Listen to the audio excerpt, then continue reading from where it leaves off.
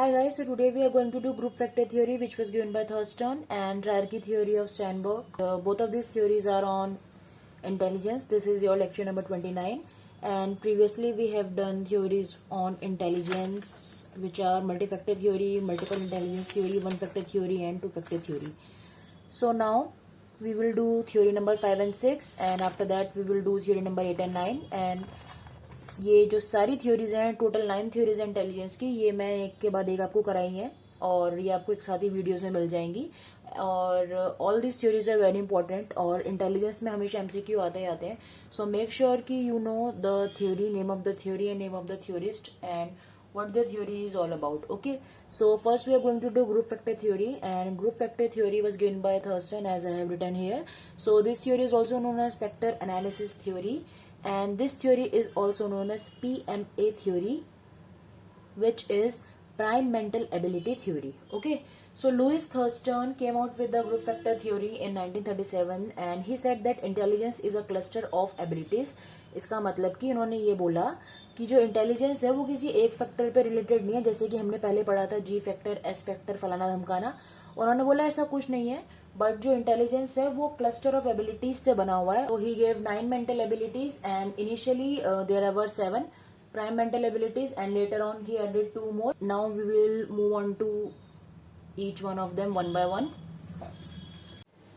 So the first prime ability is visual spatial ability, which is basically involved in visualizing shapes, rotation of objects or how the objects move and how a piece of a puzzle fits together.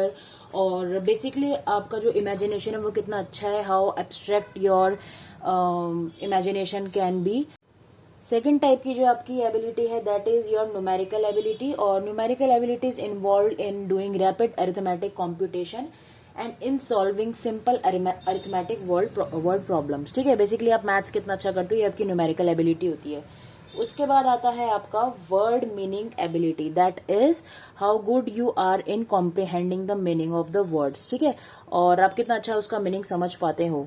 Then fourth is perceptual speed ability or perceptual speed ability is involved in proofreading and in rapid recognition of letters and numbers. ठीक है, आप कितना जल्दी किसी letter या number को recognise कर पा रहे हो, that is your ability of perceptual speed ability. Then memory ability simple है कि कितना अच्छा आपका मेमोरी है, आप कितना अच्छे से याद रख पा रहे हो चीजों को. It's your ability to recall and associate previously learn items effectively और मेमोराइज क्विकली. ठीक है, फिर आता है आपका word fluency ability, that is the ability to use words with proper fluency और कितना अच्छे से आप उनको सोच के, मतलब एक वर्ड सही जगह पे सोच के अच्छे से यूज कर पा रहे हो. ठीक है, fluently. Then your reasoning ability, how good you are at logically thinking और आपका एप्टीट्यूड कितना अच्छा है, आप कितना लॉजिकल सोचते हो. ये आपका एप्टीट्यूड के टेस्ट भी होते हैं, उनसे आप अपना रीजनिंग एबिलिटी को पता कर सकते हो कि whether you have potential of reasoning ability और नॉट.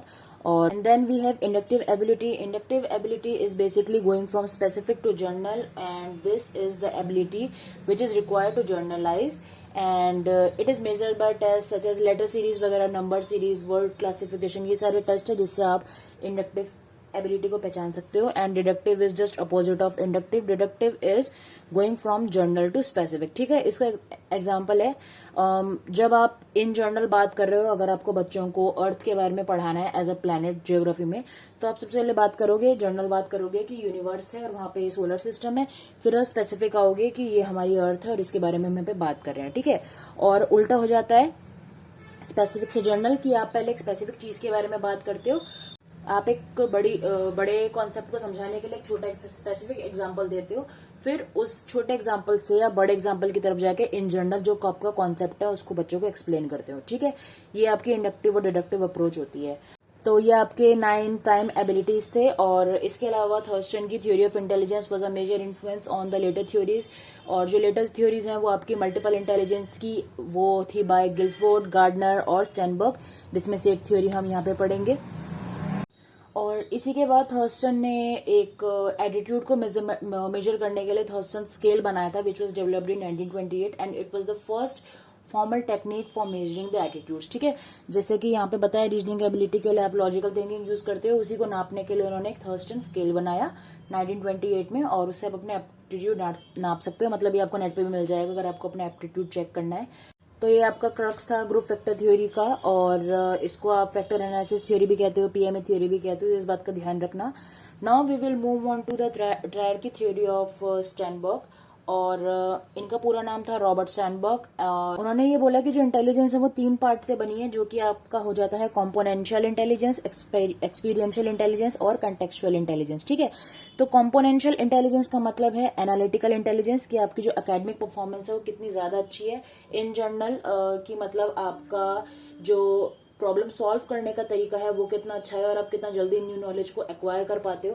प्रॉब्लम सॉल्विंग स्किल आपकी कितनी ज्यादा अच्छी है, जिसमें आप इन्फॉर्मेशन एनकोड कर पा रहे हो, उसको कंबाइन कर पा रहे हो और कंपेयर कर पा रहे हो आपके जो प्रीवियसली आपने जो अपनी नॉलेज बना रखी है, जो कि पियाजे ने एसिमिलेशन अकोमोडेशन के बारे में बताया था, वो चीज है ये। ठीक है, सेकंड उन्होंने बोला एक्सपीरियंशियल इंटेलिजेंस, जो कि होती है क्रिएटिव इंटेलिजेंस, जो कि आपकी क्रिएटिव थिंकिंग होती है। एक्सपीरियंशियल का मतलब है कि आपको जो एक्सपीरियंस से आती है, and this is defined as the ability to cope with the novel situations and to profit from experience. ठीक है, बेसिकली आप कितना ज्यादा अपने एक्सपीरियंस से सीख पाते हो। ठीक है, और थर्ड लास्ट है आपका contextual intelligence, which is practical, कि प्रैक्टिकल एवरीडे सोशल लाइफ में जो आपका जो कॉमन सेंस होता है वो कॉमन सेंस आपका कितना ज्यादा सही है, जो स्ट्रीट स्मार्टनेस कहते हैं कि आप कितना ज्यादा सही, मतलब कुछ लोग कितनी बारी किसी के भी साथ जाके मोल भाव करके आ जाए, पर जब वो अकेले जाते हैं तब वो मोल भाव नहीं कर पाते। मतलब अगर वो बोलेगा कि ये 200 की है तो वो बोलेगा हाँ ठीक है 200।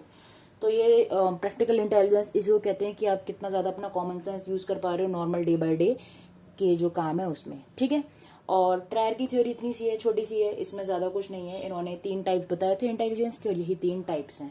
ठीक है, so these are the 2 types, and I hope आपको अभी समझ आ गई होगी। Now moving on to we will also do Cattell and Horn's theory, which is इत्तुसी। तो उन्होंने इसमें भी ज्यादा कुछ नहीं बताया था। कैटल एंड हॉर्न थ्योरी उन्होंने कैटल और हॉर्न नहीं दी थी, और उन्होंने जो स्पीयरमैन के जी फैक्टर थे उनको बस 2 टाइप में डिवाइड कर दिया था, which is fluid and crystal. So जो कैटल एंड हॉर्न थ्योरी थी, उन्होंने सीधा, इसको बहुत इजी है, उन्होंने ये बोला कि जो स्पीयरमैन का जी फैक्टर है उसको उन्होंने 2 पार्ट्स में डिवाइड कर दिया, कि इंटेलिजेंस यहाँ पे उन्होंने बोला 2 टाइप की है, विच इज फ्लूइड इंटेलिजेंस और क्रिस्टल इंटेलिजेंस। उन्होंने ये बोला कि फ्लूइड इंटेलिजेंस क्या होती है, जो भी आप डे टू डे एक्टिविटी में अपने एक्सपीरियंस से सीख रहे हो, मतलब which is an on going process. ठीक है, आप अपनी नॉलेज को अप्लाई कर रहे हो, उससे मिस्टेक्स कर रहे हो, गलतियों से सीख रहे हो, सीख के फिर इम्प्लाई कर रहे हो।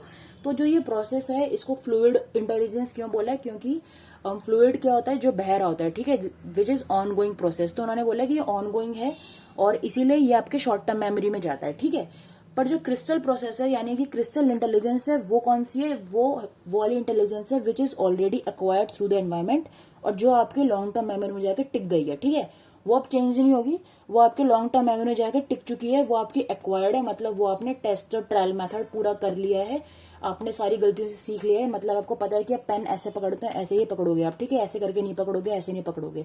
That is in your long term memory, that is your acquired thought. ठीक है, ये आपकी क्रिस्टल इंटेलिजेंस है। ठीक है, तो ये 3 थ्योरीज आपकी पूरी हो गई हैं इन लेक्चर नंबर 29, और नेक्स्ट थ्योरी में हम करेंगे लास्ट 2 हमारी थ्योरीज। बाय।